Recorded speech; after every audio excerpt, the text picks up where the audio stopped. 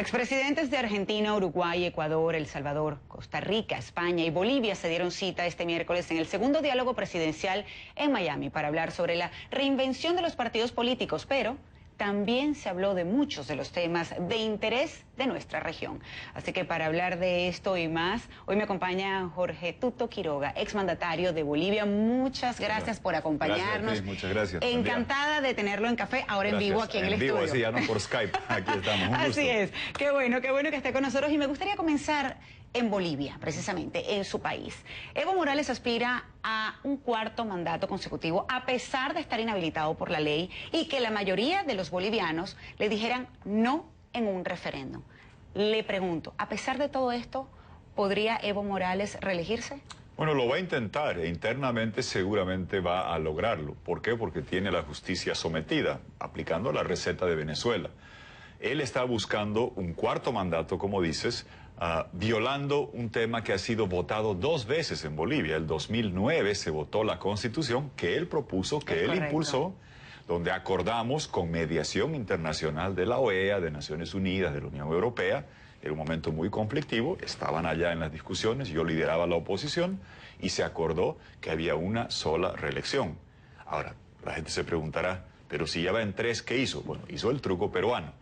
Dijo que el primer mandato era la vieja república y que por ende no se contabilizaba y que recién su segundo mandato, que era el primero del Estado plurinacional, era el primero. Exacto. Y después, bueno, hizo ese truco.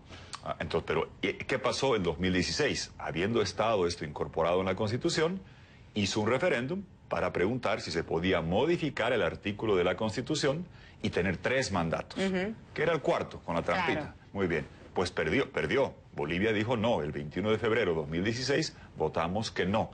Un tema que ha sido votado 2 veces, observado 2 veces por la OEA y en los informes electorales consta que se votó el tema de una sola reelección y en el segundo dice que la alternabilidad es buena y a pesar de ello quiere argumentar, y ese es el sumum del cinismo, argumentar que el Pacto de San José, la Sagrada Convención Americana de Derechos Humanos, que Evo Morales la pisotea todos los días contra los perseguidos en Bolivia, incluyendo quien habla.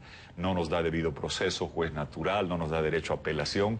Un amigo, Leopoldo Fernández, está preso 9 años cuando el tiempo máximo es 3 de detención preventiva. ¿Y qué argumentan?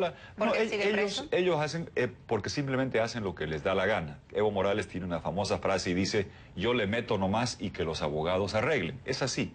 Sin llegar a los niveles grotescos de abuso de Venezuela, hay situaciones como esas. Un joven, Zvonko Matković, detenido en Santa Cruz, casi 8 años. Es decir, pisotea todos los días los derechos humanos de exiliados y de perseguidos y enjuiciados que tenemos en Bolivia. Y ahora argumenta que el derecho a ser elegido, que está en la Convención de Derechos Humanos, para cualquiera, para Pedro, para Perico, para María, le da el derecho a ser tirano. Es decir, convertir en un derecho humano el derecho a ser tirano. Uribe en Colombia, la señora Kirchner en Argentina, el señor Lula en Brasil, tienen derechos políticos, lo que no tenían el derecho a tener 3 mandatos consecutivos, ni en Colombia, ni en Brasil, ni en Argentina, ni en Bolivia. El sistema interamericano de derechos humanos debe actuar, porque no se puede usar ese instrumento tan valioso para que alguien se quede como tirano durante mucho tiempo. Seguramente en lo interno, el Tribunal Sumiso Constitucional de Bolivia, que ya ha fallado 2 veces sobre esta materia, diciendo que sí, que solo hay 2 mandatos, bueno, sabemos cómo funcionan, a control remoto sacarán un fallo, pero veremos qué pasa el próximo año con el Sistema Interamericano de Derechos Humanos que debe pronunciarse sobre esto, y allí Evo Morales tendrá la encrucijada, porque Bolivia, todos los bolivianos, Evo Morales, quien habla, tenemos que respetar órganos internacionales porque tenemos la demanda marítima, en el caso de Chile, en La Haya. Entonces no podemos exigir a Chile que respete el sistema internacional y Evo Morales desobedecerlo o desacatar. Y más allá de eso, respetar el mandato de los bolivianos, que le dijeron en su mayoría que no. Estaba mencionando países como Brasil, como Colombia, México, por ejemplo, también va a tener una elección muy importante para el 2018. Hablaba de Argentina, un espaldarazo que recibió Mauricio Macri, el gobierno Mauricio Macri, con estas elecciones legislativas. Pero este panorama político, electoral en países, por ejemplo, Colombia, ahora con la FARC como un partido político, ¿Cómo lo ve? El próximo año es determinante y respeto mucho que hay elecciones en Chile, en Honduras, también se avecinan en Costa Rica. Estaba en un foro acá con gente, hablando con gente norteamericana, y la preocupación de Corea del Norte y sus ICBMs, que dicen, ¿no?, sus misiles balísticos intercontinentales. Y yo le decía, bueno, mantengan el ojo, el eye, en América Latina y CBM, porque cada 12 años coincide la elección en 3 de los países, de los más grandes, que es más de la mitad de la población, más de 2/3 partes de la economía. Colombia, Brasil, México eligen entre junio y octubre del próximo año, y a eso agrégale, sazónale, que viene también Venezuela, y se supone que hay una transición en Cuba, que ojalá no sea dinástica, porque nos hemos sacado la monarquía española de encima. Ojalá que los cubanos anticolonialistas no hagan la sucesión dinástica del yerno, del hijo de no sé quién, de Raúl Castro. Está por verse. Hay que mantenerle el ojo sobre eso, es importante.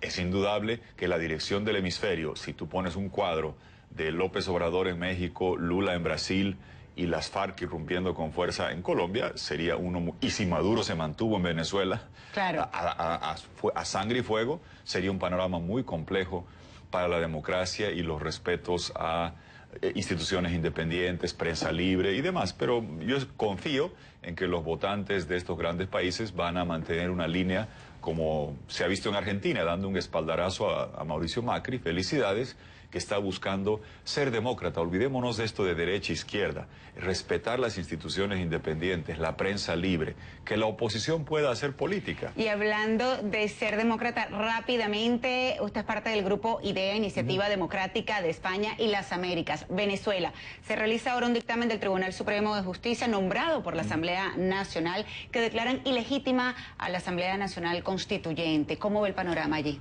Bueno, Ledesma dice que deben pedirle perdón a la comunidad internacional. Admiro enormemente a Antonio Ledesma.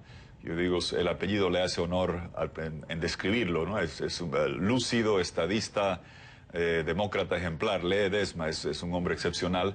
Pero no, yo diría que yo creo que le deben disculpas a la madre de Neomar Lander, a la madre de Pernalete, a Valenilla, a todos estos jóvenes, Geraldine Moreno, a todas las familias de estos héroes, libertadores, jóvenes, que marchaban, que mostraban al mundo que preferían morir de pie antes que vivir de rodillas ante la dictadura.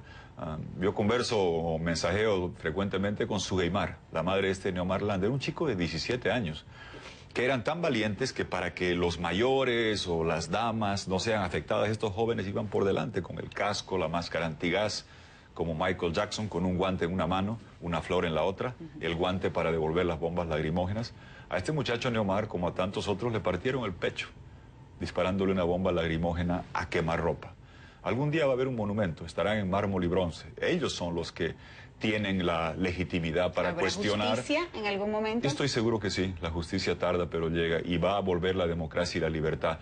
Esto lo que ha sucedido ahora, y yo entiendo la indignación, la preocupación, entiendo perfectamente lo que dice Ledesma, me imagino la indignación de las familias de los que han sacrificado la vida, de los presos políticos, de ver esto, pero creo que puede ser un efecto, puede tener un efecto purificante, María Alejandra. A veces, mira, Bolívar vino a caballo y con sable en la cadera, atravesó los Andes y nos liberó a 5 países en Sudamérica. Estoy seguro que en algún momento, si su caballo tenía lastres de 200 kilos a cada lado, cabalgaba más rápido si cortaba los lastres. Y había gente que tenía ese efecto de lastrar. Porque, eso quizás puede pasar entonces. Así es, porque teníamos que escoger unidad.